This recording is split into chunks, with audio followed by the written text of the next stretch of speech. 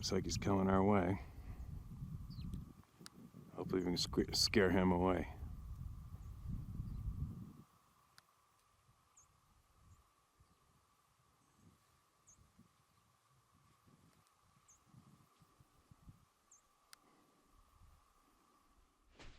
All right, another day.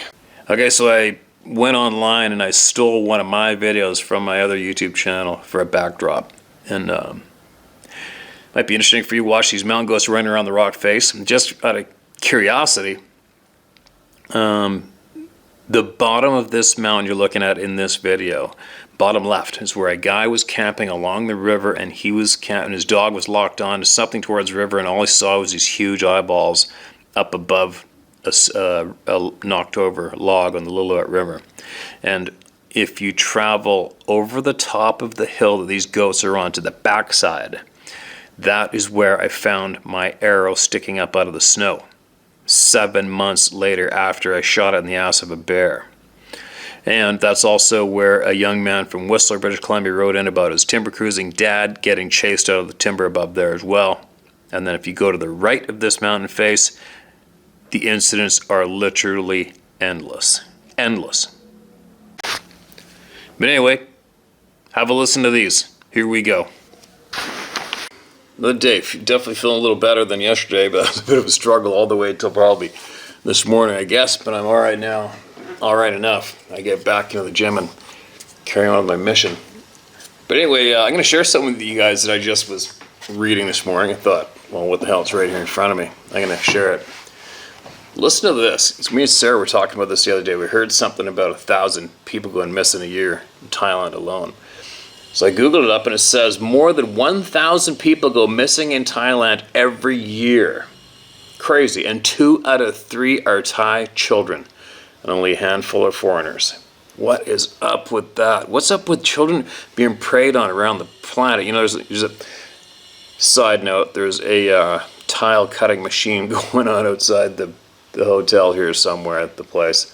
If you hear that in the background, that's what that lovely sound is. But anyway, how crazy is that? And then right underneath your article, it said, how many people go missing in the UK? Statistics show about 180,000 people go missing in the UK every year. The number is believed to be a significant underestimate, as 353,000 files of missing persons are opened every year. There's another one right beside it. How many people go missing every month in India? Every month. Statistics show that 88 women, kids, and men go missing by the hour. 2,130 people go missing every day. And 64,851 people every month. What the F? Wow. That's crazy, man. That is crazy. But it just goes to show, like, there is so many things going on the planet that we just don't know about, aren't being informed of, or would never think about looking into ourselves, right? All sorts of crazy shit.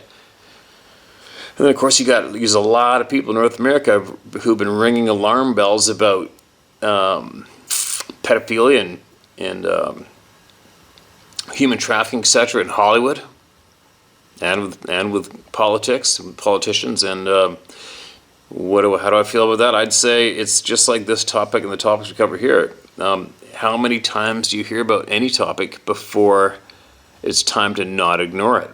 You know what I mean? It's like me and the Dogman thing. When people were talking about the Dogman, I'm like, God, if they shut up, they're just gonna ruin it for the people that have ran into the Sasquatch thing. But then later on, I had to, you finally have to realize, hey, wait a minute. You cannot hear about this topic, whatever topic it is. If you keep hearing about it from people who aren't related nonstop, you gotta start giving it attention, right?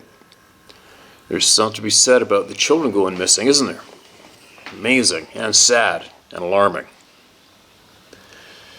Now, and I get some more voices heard with this lovely background sound. Listen to this. Hello, Steve. God bless your heart and family. Barry Allen Ferguson. I'd sent in 2 of my experiences with the forest giants. 2 crews, helicopter out from Upright Being, Ram River, Alberta. I remember that. hunting trip west of Keg River. I'll start off from the first sighting. 1990, heli portable job 1 hour south of Chetwynd, BC. 1 hour south. Now I'm guessing that's by air. 1 hour air travel. If you're listening to this, do me a favor and send me a map of the dot where this happened, right? Because obviously you know I run around the mountains around there all the time. Me and my packer were flown into our last helipad to pick up 3 power saws. On the flight over to the next hand cut, I asked the chopper pilot to do a fly over my hand cut so I could pick out a helipad for the end of the day. That's when I saw a moose crashing through the brush going downhill. Then this humongous black beast stopped for a second, looked right in the chopper, then took off after the moose. This forest giant had long hair on his head and was on all fours. I cannot remember too much more because it only lasted seconds. God, that's insane, man. In 1992, I was working the fishing boats on the Great Slave Lake Northwest Territories. I quit on the docks of an island called Wool Bay around 3 hours south of Yellowknife, Northwest Territories. I quit because the boss's son was a jackass. How many times is that scenario coming into play, right? It's always the boss's kids that are the pricks. Sometimes. It took me 2 days to get a ride into Yellowknife, another 2 days to get out of Yellowknife, then another 2 days to the Alberta border. Yeah, I've kind of been there. Had to quit commercial fishing one time and was kind of stuck in the middle of nowhere. I can relate. Then another 2 days to the Alberta border. Then this person who was working at Indian Cabins from Enterprise Northwest Territory, a gas station and restaurant about 30 minutes south of the Alberta border, I went and asked everyone for a ride south. No one helped me, so I took off walking. That's a big mistake there. I haven't read this, but I guess that's not a good move to make when you're in the north of anywhere in Canada. I made about 5 kilometers to this long right bend in the highway. The wind was blowing at my back and I heard this clicking noise behind me. I turned around and there was a small black bear. I put both of my bags on top of the other, then put them on my head to make myself look big. This I'll never understand. The bear stood up, then looked past me. Then it dropped down and ran like the wind across the highway into the bush. I turned around and I seen this huge head coming out of the bush. It stopped for a second, sniffing the air. Then this humongous black and gray thing locked in on me. I knew it was not a grizzly. The body portions were all different. His shoulders were not rounded. They were close to 5 feet across, and the head just sat in the middle. It was around 400 meters from me, and I could see the bulk in the shoulders. I had nowhere to go, and it had me.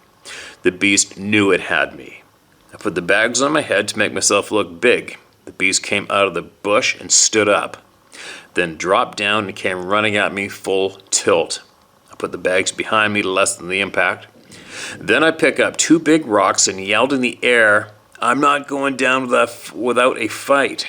This thing was so effing fast. When you hear about them running at 40, 50, 60, 70 miles an hour, then running right up cliff faces and without stopping, I believe it. There was nothing clumsy about this forest giant. It was a pure predator. I don't know if it could smell that black bear that was just behind me. And how did that little black bear know it was there?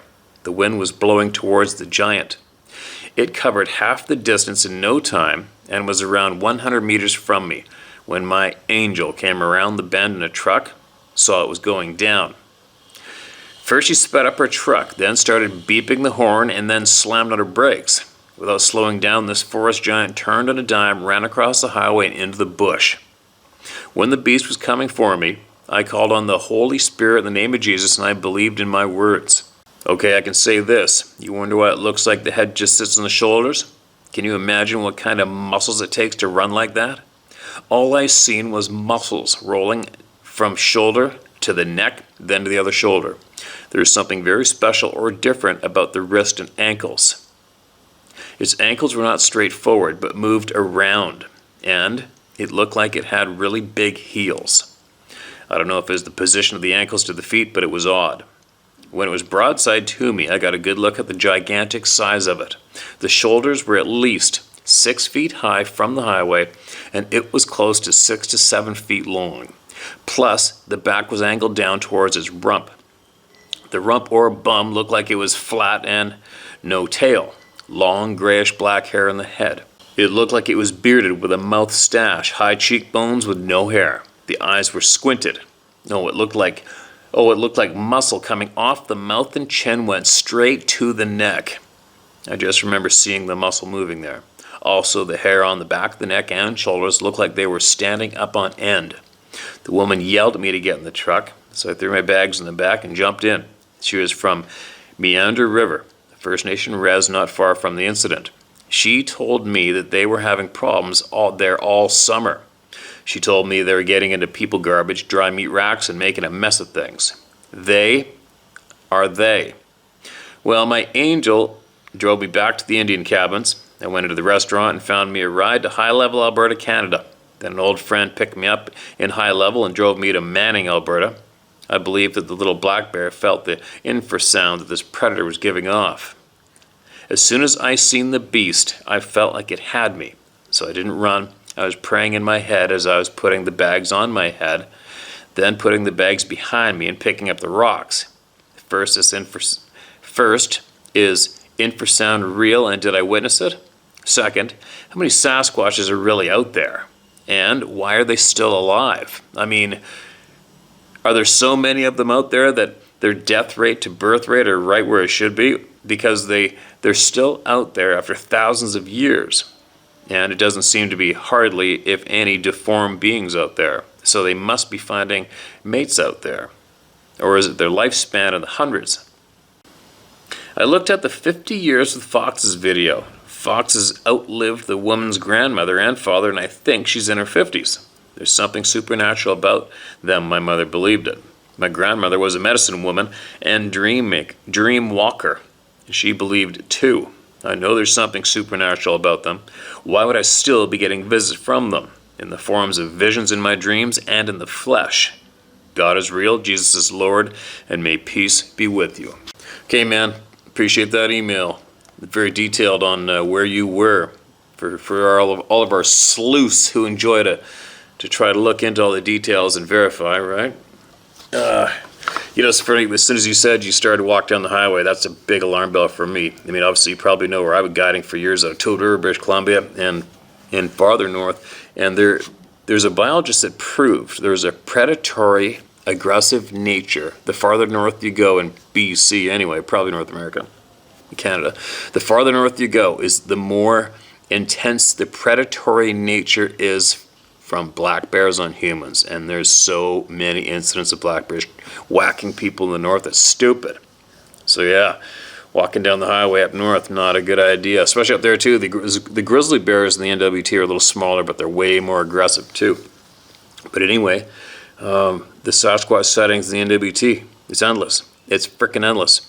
I don't know if you're still in touch with the person that saved your ass, but it should be interesting to talk to her, wouldn't it? I wonder if you are in touch, or if you know somebody from that community you could possibly forward this email or this video to, maybe, hey? One other thing about your encounter and when you say, that thing had you and it's coming for you, I wonder if there's a possibility that you may have maybe misinterpreted what was going on there. Because, I wonder, these things, even if we didn't know everything we know now, if somebody's just described that being that you just described, where you were, right, all by yourself, middle of butt F nowhere, and then a pickup truck comes down the road with a girl in it, honking at you. I mean, let's face it, if there is a predator focused on you for a meal, a predator described like that, why is it going to run away? It doesn't make sense, Like, why would that thing run away? If I was that being and I thought you were going to be a meal, I'd just casually walk up and grab your ass, and I might even grab that chick on the way out or trade you in for her. Who knows? Why not? What's going to stop me? You know what I mean? It's so confusing, the reactions and the actions of a lot of these beings for me to observe and try to figure out what the F's going on, right? Another thing too, in the natural predator world that we're all familiar with, probably almost, I don't know, I can't say, definitely not wolves. Sometimes bears, sometimes not, but like the big cats. The big cat's been a good example of when they are locked onto their prey. It's like that laser lock-on boom, locked on and not giving a shit what's going on around them. They're locked onto that prey animal and they're going to get it at all costs, no matter what. You know, right down to, there's a video clip a little while ago of a guy, cat came broad daylight. Cougar comes walking into the driveway of their campsite, broad daylight, 2 dogs there, latches onto 1 dog. The owner comes out, starts beating on it with a frickin' hatchet, all right, machete. And the thing stayed locked onto that dog, still trying to kill it, even though it's getting pounded on, you know? Like, why, how could, it's just hard to imagine something breaking the concentration of that predator you described being if it wanted your ass and it moves that fast. So I wonder if, what were the real true intentions if, just saying if, it wasn't actually looking at you as a meal. Because if it was, and it can move that fast, it's just going to keep running up and grab you and not even pause along the way and go charging into the bush. Truck or no truck. Gone. See ya. You know what I mean? Anyway, it's interesting. If you got anything else you want to shoot back anytime, send it in, all right, man? Or if you know anybody who has some kind of information or some kind of experience you think might help somebody here, then send away, all right? And or even that community, if there's any way of you knowing someone in that community who spoke of where the truck came from, maybe possibly send this video to them and see if they might have some stuff they want to share with us too, okay? Thanks for sending that in, man. Now, this next one comes from someone who's contributed a handful of times, but I can't remember if he said to use your name or not, man. But anyway, listen to this. This is titled Manifesting Creature Pick. Okay, that was just a little while ago, right? Hey, Steve. In the case of portals and manifestations, I suggest that portals are visible and have boundaries where the distortion begins. I've seen these in pictures by other researchers. I have not seen one myself in person. My point is that when a portal is being used, you can see it. It is larger than whatever is coming through it. In my UFO studies, I have read about these many times. I don't necessarily equate them to UFO. I have read nothing that connects the two phenomena. Now, let's talk about manifestations or demanifestations. It's either coming or going, right? These happen anywhere, anytime. A physical portal does not have to be present for this to occur. I have seen many pictures of individuals and groups partially or wholly in that partial state, sometimes intentionally remaining in the portal state for considerate time. In this case, the trail cam picture you include in your video titled, quote, "What is caught on this trail cam," end quote, dated February 5th, 2023. I think what we have is a creature caught mid-manifestation, and that it is coming into physicality because as it did, it triggered the camera. The camera took the shot quickly enough to catch it mid-manifestation. I do not see a distortion boundary, either circular or otherwise, around this creature that is consistently there when portals are seen. You can contact me if I'm wrong in this aspect always. Oh, sorry, you can correct me if I am wrong on this aspect always. People often see creatures walking behind trees or whatever objects and disappearing completely. No distortion is seen or described. Scott Carpenter actually did a video on portals and has video of at least one as he is walking away with his camera facing backward. The distortion is there for you to see. I have read dozens of observations of portals in my UFO studies. At night, they tend to have light associated within the boundary around whatever is coming through. During the day, it is just a clear shaped distortion, often around, but not always. If the creatures are not entering a portal, then how are they doing this? We do not know how they do it, but it is seen so often that by now the inquiring or research community is very aware of this aspect. It happens regularly and is no longer considered anomalous. They do it intentionally and control it, the degree to which they disappear. I know this because I watched a guy who put out videos of his own solo excursions. A very honest guy who for years was a trap setter and tracker. And in one of those videos, 3 Sabe manifested heads only behind and above this guy as he was standing in one spot talking about how they were really messing with him lately.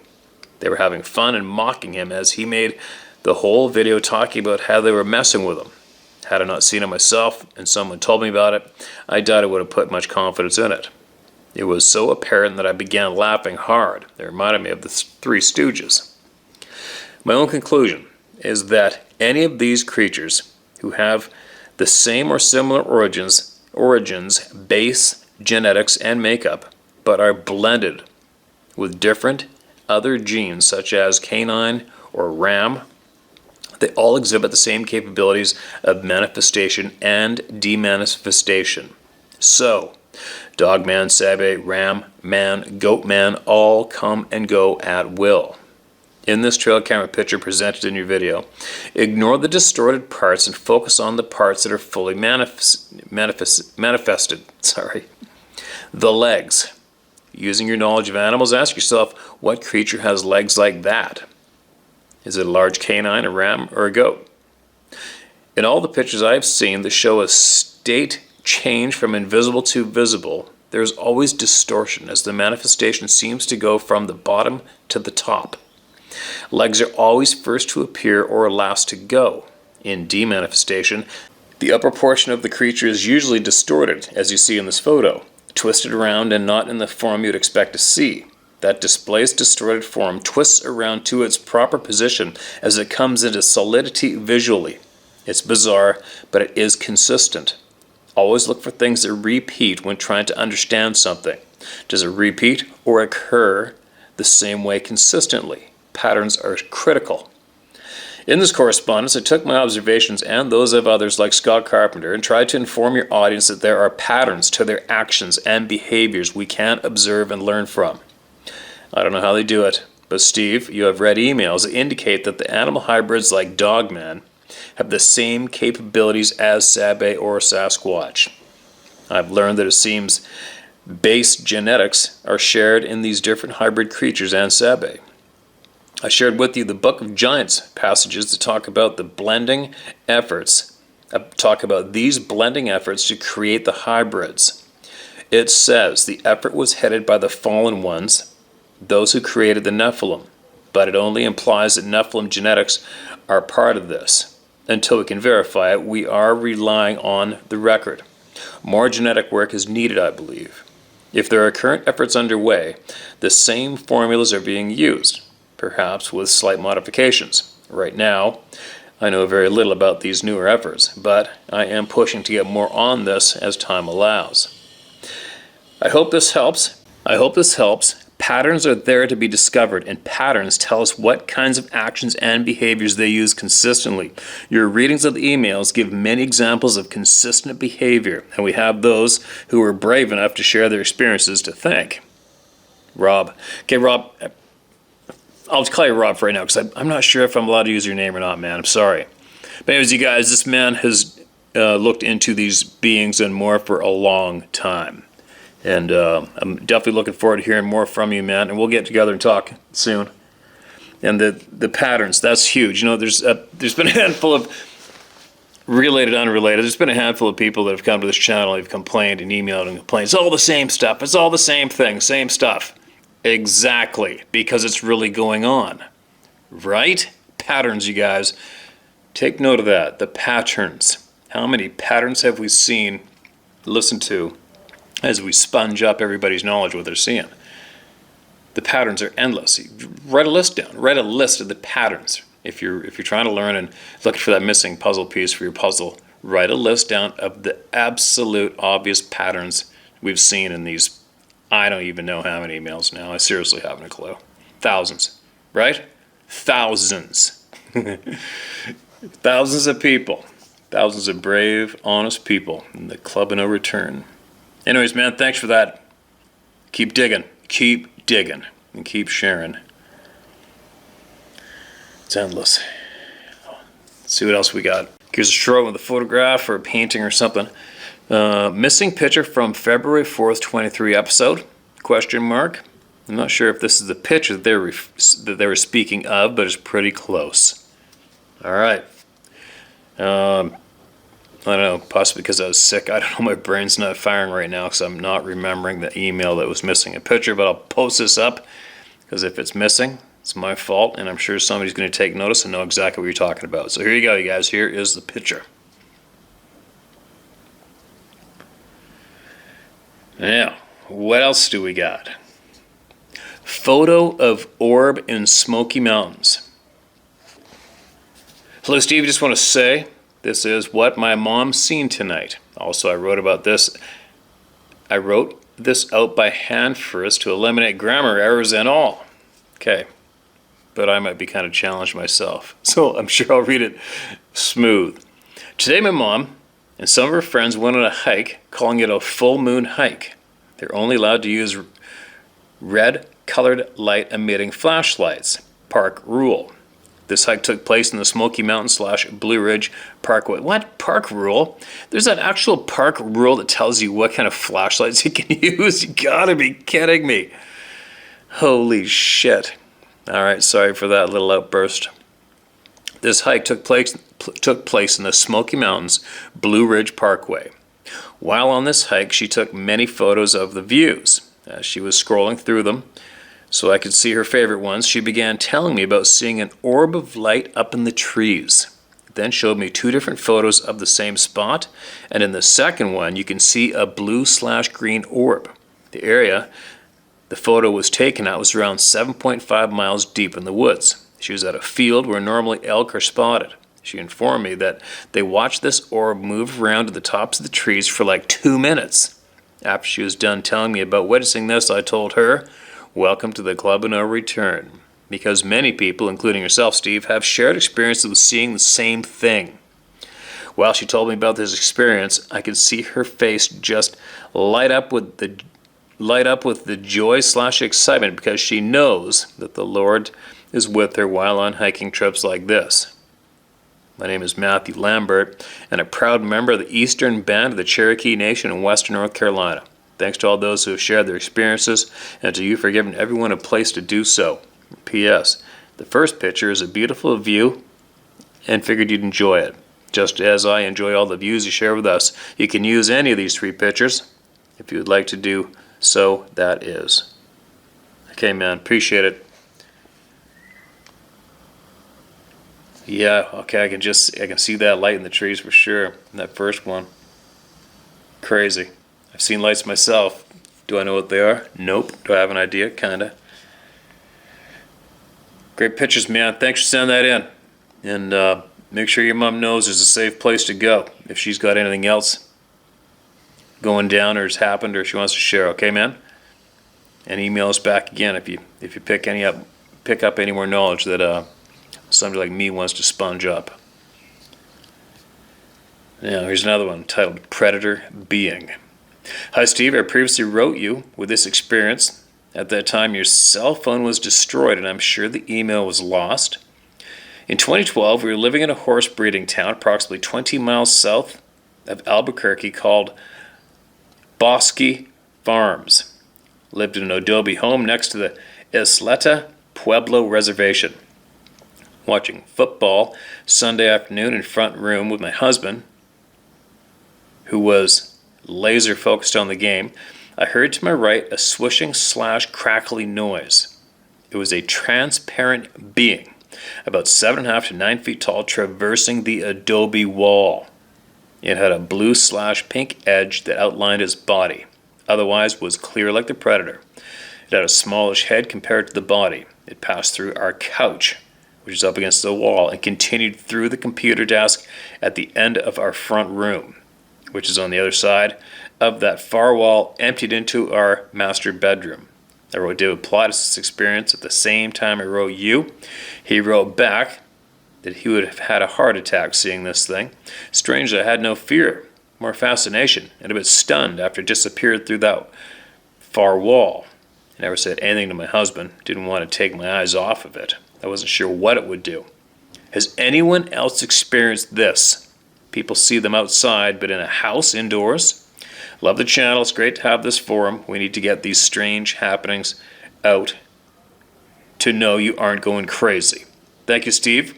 By the way, Sarah's By the way, Sarah has given up the cooking channel for your retail outlet.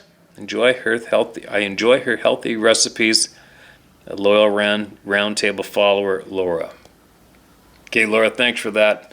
And you know, after hearing people, I don't know how many people here, we've had so many people here write in about seeing something in their bedroom, on the ceiling, in the back of the room, back of the house, behind the frickin' TV, passing through walls, hairy feet. All they can see is hairy legs and feet looking through to another room, etc., etc., etc. And what an absolute ridiculous thing to think up. Find somebody on YouTube and email it into them, right? I mean, if you are apt to whatever's wrong with you between your ears, you just have some kind of weird burning urge to write up some bullshit story and send it to somebody so you can get your rocks off for 3.5 seconds while it gets read online, right? Like, all right, somebody's going to make up the bullshit story and send it in, okay? Very rare. I mean, if somebody's going to think, if you are built that way to want and need to do that, you're probably going to send in one a little better. You know what I mean? Like that story ripping around about the ex-cop from BC with a whole troop of them and a whole line of humans, and they start raping human, and they called for backup and snuck in with 50 cals and shot them all. I ran that by Dave. There's too many clues in there to, anyways, babbling about a different topic. And I'm just going to say, if you're apt to write a story, an actual story, you're probably going to write a pretty good one. But to have these bizarre, what the F, experiences going on inside homes, and now we've got dozens and dozens of people from around the globe, not connected in any way, writing in similar, it needs some attention, right? That needs some attention, and that is absolutely bizarre shit. And it's a little alarming too, right? Anyway, thanks for sending that email. Appreciate it. And Sarah, yeah, the cooking thing's been a little tough just because I got to do all the editing, and she feels guilty for me doing the editing, and she's got, you know, there's 2 kids that farm animals, and she's kind of sitting out on the back burner a little bit, but she's definitely enjoying hand picking out the quality hats and other things. And I guess she's gonna, like I said, I've never really been to that department myself, but she's diving in, so she's into it. So I encourage her to do what she wants to do. Now, let's read this one.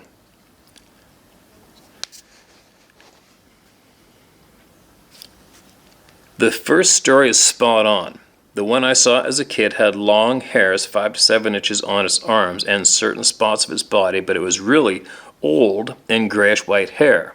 Most of its hair was gone. It had a native look to it, but much wider, bigger, stretched face, and looked Aboriginal also, maybe even a little African as well. A blend of all 3, but in a Neanderthal version. The skin looked dark brown, almost black, until it stepped into the sunlight and gave off a weird silvery gray, oily sheen reflect to it that made it change color, almost like smeared with oil and ashes, but far more shiny. The look he described is spot on, but I've found most that have red are younger. They change color as they age, so color can tell us their stage of life. They are the biggest when white. When you see one with little hair, they have human-type features, but with this gorilla-shaped head, I know they are not primate, or at least none like we have ever known. Anyways, something in between a primate and a Neanderthal is the closest I can come. A certain race of Neanderthal, the giant version is cousin. Love this video. 5 stars. On the first video, he knows the Club of No Return. Good stuff. Okay, this email is a little confusing, but it obviously ties into another email, or the video I read the other day, or something. Damn it. I'm sure it'll make sense to somebody more than it is for me right now. I'm a little confused. Now, I don't have the time to go digging around looking at what I read recently for it. So it is what it is. We'll leave it at that, all right? Anyway, I'm going to get going. I think I'm well enough to go back to doing what I'm here to do. Now I'm looking forward to going home. Keep emailing me. Keep emailing in these experiences to share my story at howtohunt.com. All right?